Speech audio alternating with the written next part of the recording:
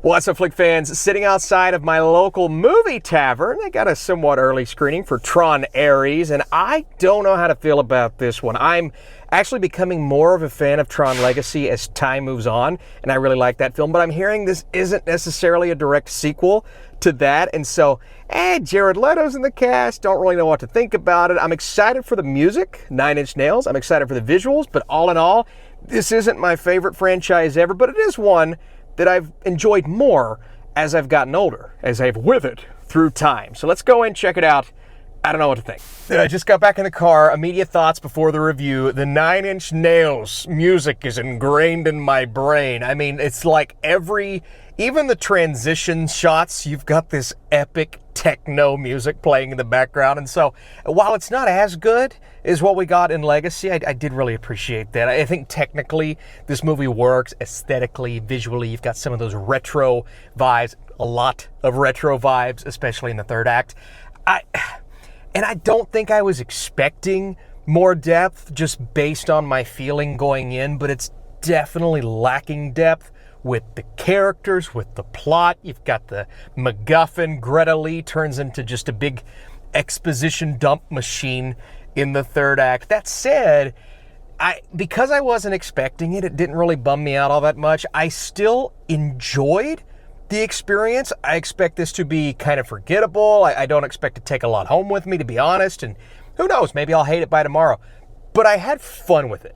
I think the action, the visuals, everything you expect from Tron is there, except when you start to dive into the script, and that's going to throw a lot of people off. So, well, let's get into the review. That was my Tron Ares transition. Hope you all enjoyed it. What's up, Flick fans? Today we're going to talk about the brand new entry in the Tron universe. I want to know, what is your favorite Tron movie? Is it the OG Legacy, or do you like the Jared Leto one? Let's discuss. Since time began.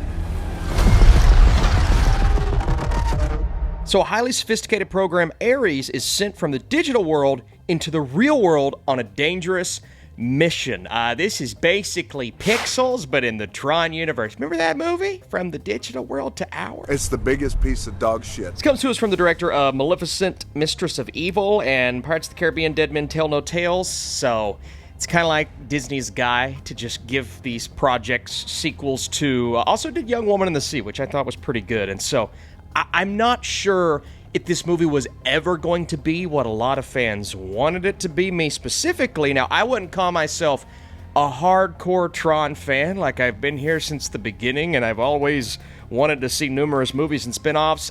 I like Legacy. I like Legacy now more than when I saw it in theaters, but I've never been really hardcore into this franchise. I've always just kind of been like, yeah, I'll take another Tron movie with Jared Leto. Uh-oh. To fans of Tron Legacy, I know there are hardcore fans out there. If you're looking for a direct sequel to that, this is not it. And I feel like this film is going to piss a lot of people off. Now, if you're looking for more of a direct sequel to the OG Tron, but in reality, kind of like a spin-off movie, like the same families, the same core, and that's as far as I'll get, because there are some things that happen in this film that will have fans really excited. This is definitely more along those lines than something that follows up on Legacy. Now, is that a little disappointing to me? Yes, but I'm okay with this and then maybe a Legacy sequel later on. A Legacy sequel, not a Legacy sequel. What do you mean by that? And so you have generic Disney live-action sequel director. That spells bad news for a movie like this. And so you would think the direction was the weak point. I'd actually argue that the direction as a whole was way more beneficial to this movie than the script itself. I think the actors are doing their jobs. I don't love a lot of the dialogue in this film. We'll get into what these characters actually are here in a second. They're really talented actors across the board. Jared Leto, Greta Lee, Evan Peters. I love all of these guys, and they're giving great performances for what they are given. Now, the argument of, well, Jared Leto doesn't have a lot of emotional range in this film. Yeah, I agree.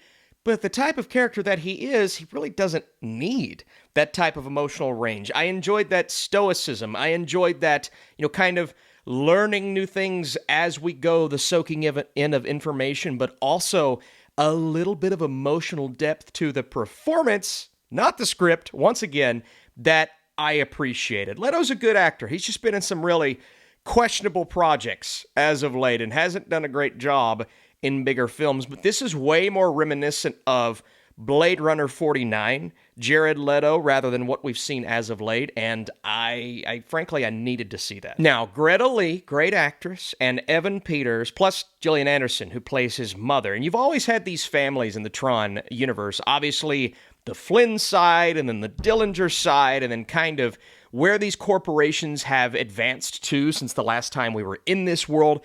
Obviously, this movie is going to try to tackle AI, and it's becoming more relevant in really every film that we're seeing nowadays. And Julian Dillinger's company is taking AI to the next level. He's bringing the Tron world into the real world, and going back to my Pixels thing, I mean, even the Pixels trailer was kind of cool.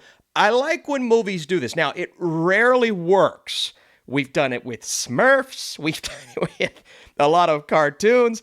And now we're doing it with Tron. I think it works a lot better here than it has in the past. I think a lot of it has to do with the visuals, the aesthetics. As bad as the script is at times, and it's bad, really bad, but it actually ends up playing fairly well in terms of entertainment factor. A lot of that starts with Jared Leto's character and kind of that moral dilemma, the experience that he's having as this entity questioning his purpose, and we've seen that several times. We're taking cues from really classic films here, but adding in the Tron element. And then where we go in the third act, again, for fans, is going to be pretty cool, but at the same time, I could see how people feel that's kind of shoehorned in there. Now, there's no denying how poor this script is, and unfortunately, Greta Lee, I love her, but she becomes an exposition dump machine in that third act, man, just spouting out things the audience, I mean, we kind of need to know it, but we could have figured it out for ourselves. But instead, the laser that blah, blah, blah. Once we do this, then we'll be able to do that. And if we can get a hold of this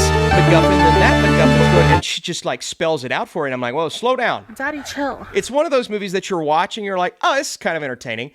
And the more you think about it, and I said it in my reaction, the more it becomes one of those dump truck films where you're just like, out of my brain immediately. Bye-bye. I think the term to use here is surface level. It is a surface level script with surface level characters, making the most emotionless character by far the most important, and really the one that I resonated with the most. Again, what Ares is doing here, aka Jared Leto, not going too high or too low, finding that middle ground. Yet that's the one that I was the most emotionally connected to, because that was by far the best writing of the entire film. And then you have the generic villains, which Evan Peters' character falls into, but beyond that, the generic Tron action villain, and she was just there. And I understand there's not much more you can do with that, but at least make her a little more menacing, like they tried to, but I just wasn't feeling that. What really plays well, obviously, are the visuals and how that translates from the digital world to our world to maybe some other places is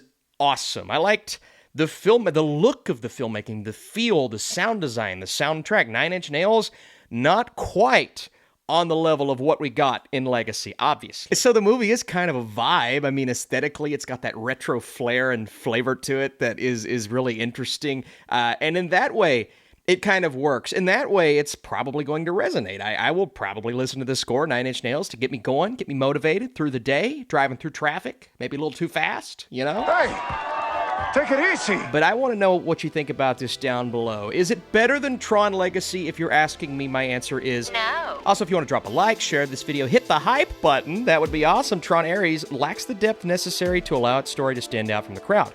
The characters are all fairly one-note, with Leto being the most interesting. As someone who isn't a hardcore fan of this franchise, the experience is fun enough. The aesthetics, VFX, fight sequences, and integration of the Nine Inch Nails music mostly works well. It gives it somewhat of a music video vibe at points, but that at least feels unique compared to other blockbusters this year. Legacy is much better, but Ares will keep the less enthusiastic fans entertained, even with its simplicity from a plot standpoint. And I can't make that clear enough. Simple.